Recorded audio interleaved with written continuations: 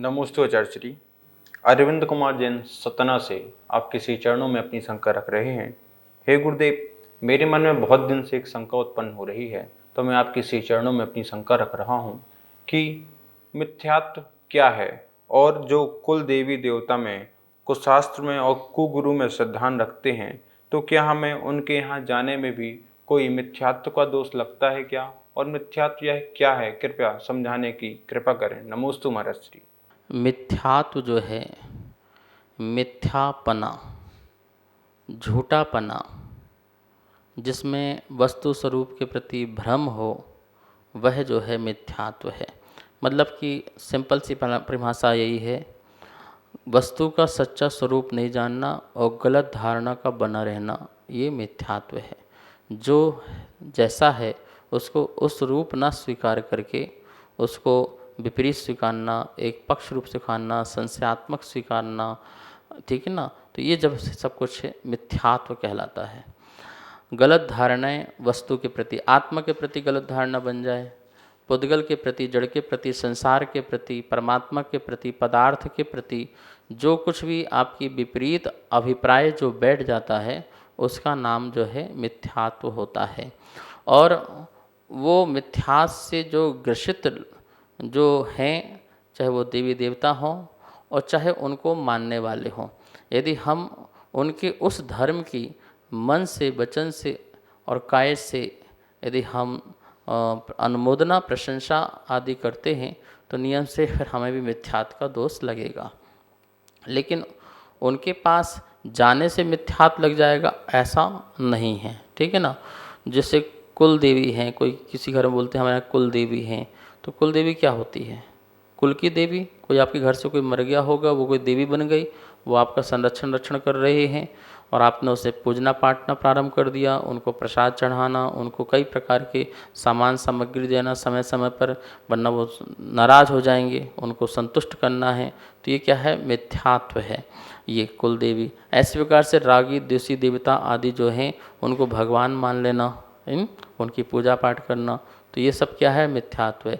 अब बात ये है कि उनको मानने वाले जो लोग हैं, यदि उनके पास यदि आप जाते हो, क्योंकि कहा गया है ना कि सट अनायतन में कि जो कुगुरु और कुगुरु को मानने वाले, कुदेव और कुदेवों को मानने वाले, कुधर्म और कुधर्म को मानने वाले, इस प्रकार से जो तीन बातें जो कही गई हैं, यदि उनको मानने वाले के पास यदि आप जाते हो तो मिथ्यात्व का दोष नहीं लगेगा।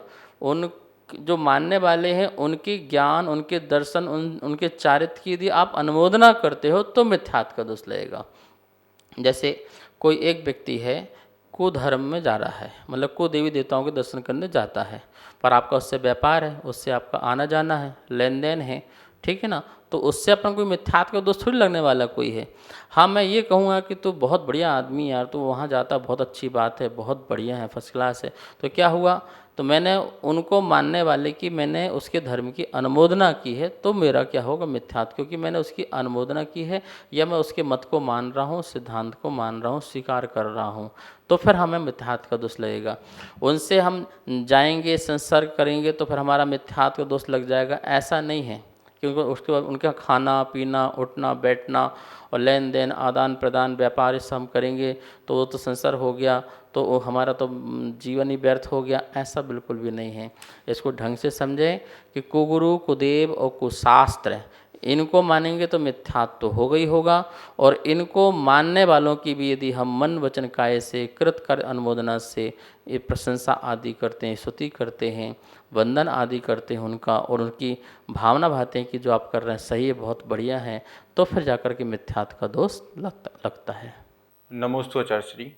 कार्तिक जैन गाड़रवारा से आपके श्री चरणों में अपनी शंका रख रहे हैं। हे गुरुदेव, तत्वार्थ जी सूत्र ग्रंथ में दूसरे अध्याय में जीव के 5 भाव बताए हैं, तो क्या ये 5 भाव जीव को एक साथ हो सकते हैं या नहीं? कृपया मेरी शंका का समाधान करें।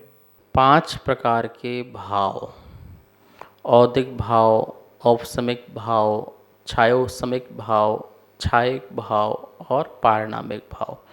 ये 5 प्रकार के जीव के स्वतत्व भाव होते हैं, निज भाव होते हैं, और हर किसी को ये 5 भाव हो जाएं बिल्कुल ज़रूरी नहीं है, लेकिन एक जीव ऐसा भी है जिसको पांचों भाव हो सकते हैं।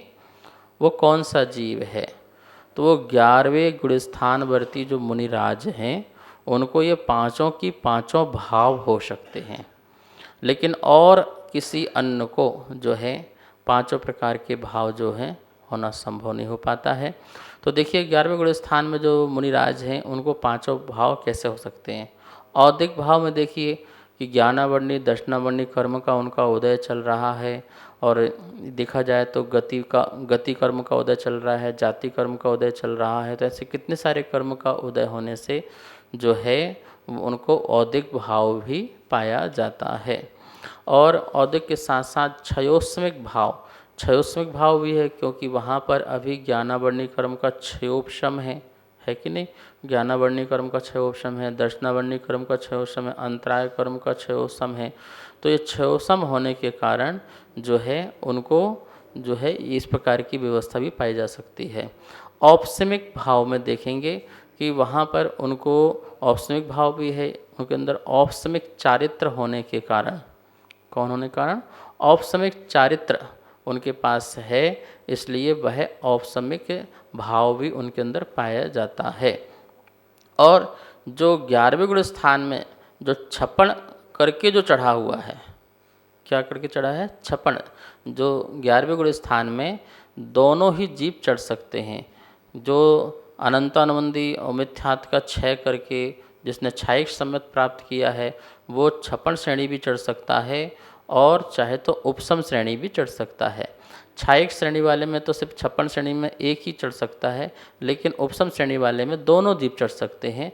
तो जो क्षय करते हुए चढ़ा है छप्पन श्रेणी वाला, वो जो है तो वो तो एक ही में जाएगा। उपसम वाले में दबा दबा करके ऊपर चढ़ जाता है।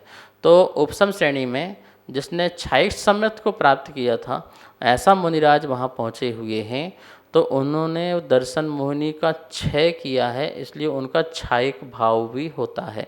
तो देखा आपने 11वें गुण स्थान में यदि किसी ने छप्पन श्रेणी चढ़ी है, उपसम श्रेणी चढ़ी है, जिसने दर्शन मुनि का क्षय किया है, ऐसे मुनिराज चढ़े हुए हैं, तो वहाँ पर 11वें गुण स्थान में उनका क्षायिक भाव भी बन जाता है, चारित्र की अपेक्षा से औपसमिक चारित्र बन जाता है, और क्षयोस्मिक, और आपको मैंने औदिक भाव भी बता ही दिया है। तो इस प्रकार से पांचों की पांचों जो भाव हैं 11वें गुण स्थान मुनिराज के बन जाते हैं। सभी को सादर जय जिनेंद्र। पूज्य गुरुदेव के मुखारविंद से आप सभी की शंकाओं का नित्य समाधान आगम के अनुसार किया जा रहा है, और ये इसका प्रसारण आदिनाथ टीवी चैनल के माध्यम से हो रहा है।